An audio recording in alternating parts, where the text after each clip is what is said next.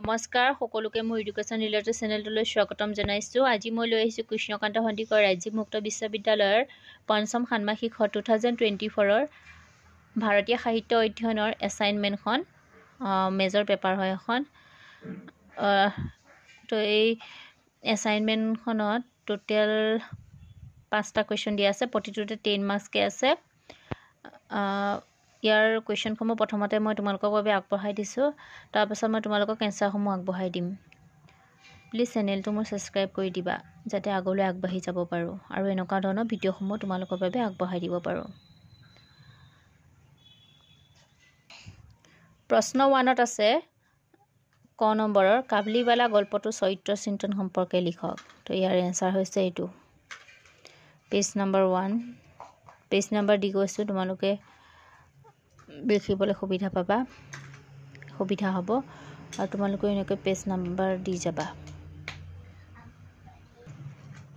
Page number 2,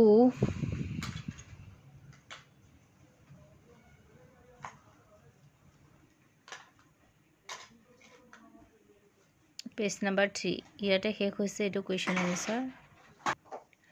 খ number নাগমণ্ডল নাটকখনৰ উৎসসমূহ বিচাৰ কৰি নাটকখনৰ মূল বক্তব্য কি লিখি উলিয়াওক। পেজ নম্বৰ 4, পেজ নম্বৰ 5, আখৰসমূহ বেয়া হৈছে কাৰণ মই বহুত স্পীড লিখিছোঁ সেয়ে। পেজ নম্বৰ 6,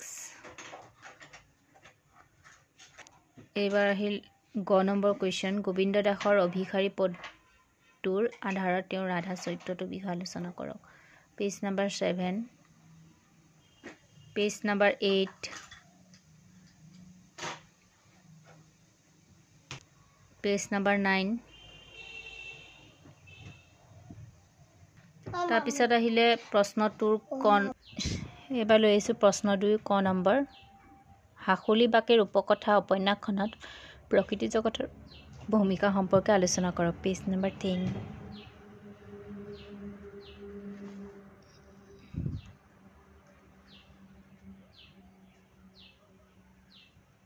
পেজ নম্বৰ 11, তাৰপিছত লৈ আহিছোঁ প্ৰশ্ন 3 ব্ৰজাৱলী সাহিত্যৰ দৰ্শন তত্ত্ব সম্পৰ্কে এটি যুগুত কৰক, যুগুত কৰক। পেজ নম্বৰ 12, এই পেপাৰখনৰ এনচাৰসমূহ সৰু হৈছে লিখা কাৰণ কিতাপত ইমান নাই।